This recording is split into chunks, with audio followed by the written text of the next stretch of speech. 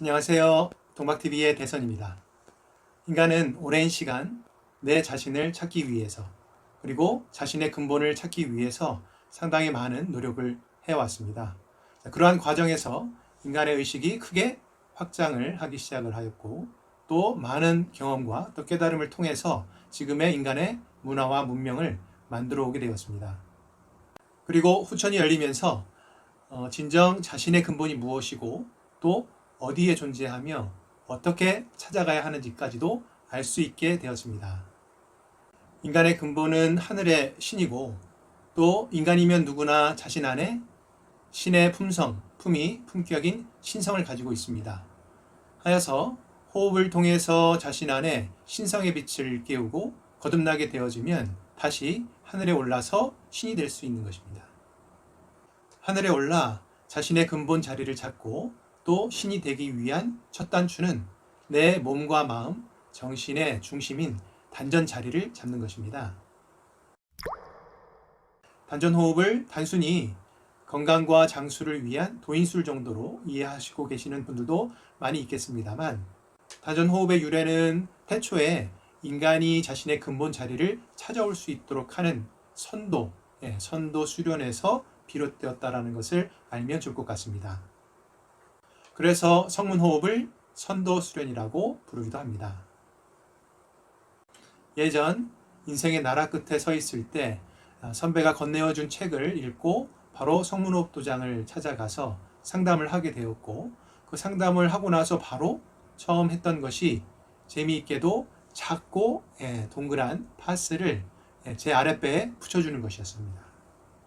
그러면서 그 자리가 성문혈이 있는 자리이니까 절대 붙여준 파스가 떨어지지 않도록 주의를 여러 번 당부했던 기억이 납니다.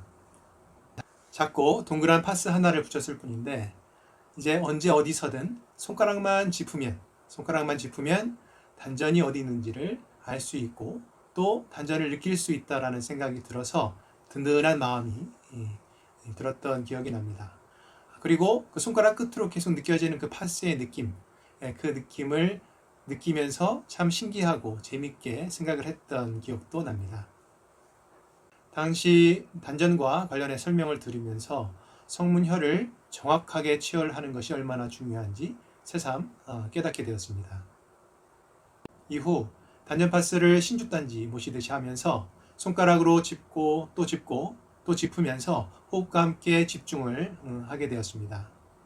수련을 시작한 지 보름 정도 지나서 손가락을 짚고 있는 단전 부위에 묵직한 느낌이 생기기 시작을 하였고, 그것이 얼마 정도 지나니까 굳이 손가락을 짚지 않아도 조금씩 단전 부위에 열감이나 또 묵직함, 또 기타 쪼이거나 또 쿡쿡 찌르는 듯한 다양한 느낌들이 일어나면서 수련에 상당히 재미를 느끼기 시작을 하게 되었습니다. 그 이후로 수련의 재미에 푹 빠지게 되었는데, 그와 함께 건강과 일상에도 조금씩 변화가 생기기 시작을 했습니다. 그래서 전에는 잘 먹지도 또 잘 볼일을 보지도 못했던 그런 어떤 일상들이 조금씩 소화가 되고 또 생활을 하는 게 조금 더 가벼워지면서 상당히 좀 컨디션이 좋아지는 그와 같은 시간들이 이어졌던 것 같습니다. 그러면서 당연히 수련에 대한 호감 그리고 집중력이 높아지게 되었고, 이제는 수련할 때만이 아니라 평소 생활 속에서도 틈틈이 손가락을 짚고 또 호흡과 함께 하면서 생활 속에서 의식을 단전에 고정하게 되는 의수 단전을 생활화하게 되었던 것 같습니다.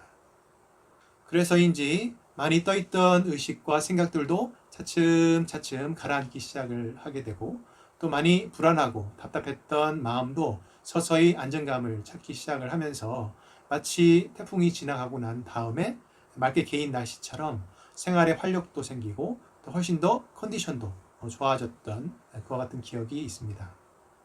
그때가 수련을 시작한 지 약 3개월 정도 되던 무렵이었습니다. 시간이 지나면서 단전 자리를 잡는다라고 하는 것이 무척 단순해 보이지만 내 삶의 중심을 잡고 자신의 근본으로 돌아가는 첫 단추를 띄운 것과 같다라는 깨달음을 갖게 되었습니다.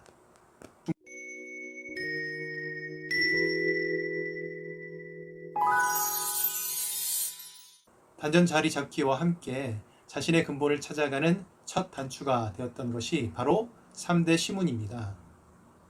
3대 시문과 관련하여 성문 사상에는 어떻게 설명이 되어 있는지 함께 읽어보도록 하겠습니다. 3대 시문 1. 비교하지 말라. 불비타인에는 도의 큰 이치와 원리가 담겨 있다. 모든 존재는 각기 고유한 존재성과 존재 가치가 있다. 자신의 존재성과 존재 가치에 따른 고유한 소임과 역할을 하며 자신의 길을 걸어간다. 따라서 대우주 삼라만상의 모든 존재는 다른 무언가와 비교됨으로써 그 빛과 힘 가치가 생기는 것이 아니다. 이미 존재하는 그 자체로서 고귀하고 존귀하고 현귀함을 가진다. 2. 남이 나를 알아주기를 바라지 말라. 남이 알아주기를 바라는 마음과 마음가짐은 가식과 허위를 만들어낸다. 이것이 반복되면 타인의 이목에 얽매여 외형만을 쫓는 삶을 살게 되고 종국에는 자기 자신의 근본 빛에서 멀어지게 된다. 결국 남이 나를 알아주기를 바라지 않는다는 것은 수련자 자신 스스로 가식과 허위를 벗고 자신에게 순수하고 진솔하고 지혜로워져야 함을 말한다. 3. 거짓말하지 말라. 비교를 통해 자신의 존재 가치를 찾고자 하는 이는 항시 자신의 모습에 만족할 수 없으며 남이 알아주기를 바란다.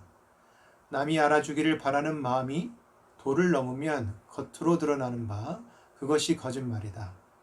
거짓말은 내적으로는 자신의 모습을 부정하는 것이며 외적으로 주변의 존재들과 상극하는 것이다. 따라서 거짓말은 수련자 본인과 지상 모두를 조화롭지 못하게 한다. 공감이 되세요? 네, 이해를 위해서 한두 번 더 찬찬히 읽어보시면 더 도움이 될 것 같습니다. 수련과 함께 3대 시문을 접하면서 그간 남과 비교하는 것이 일상이 되어 있었고 심지어에는 나를 알아주기를 바라는 마음과 또 인정받고자 하는 마음으로 내내 살아왔다라는 것을 쉽게 인정하고 받아들일 수 있게 되었습니다. 상처받지 않기 위해 부족한 자존감 대신 자존심을 내세우면서 스스로를 많이 괴롭히게 되었고 몸도 마음도 쓰러질 때까지 스스로를 외면하고 회피하고 무시하면서 살아왔던 지난 과정들을 되돌아보게 되었습니다. 물론 아이러니하게도 그런 과정들이 나중에 성문호흡을 만나는 자양분이 되기도 하였습니다만 당시 3대 시몬은 간단간결, 단순하면서도 자신을 돌아보기에 충분하였고 또 큰 울림을 주었습니다.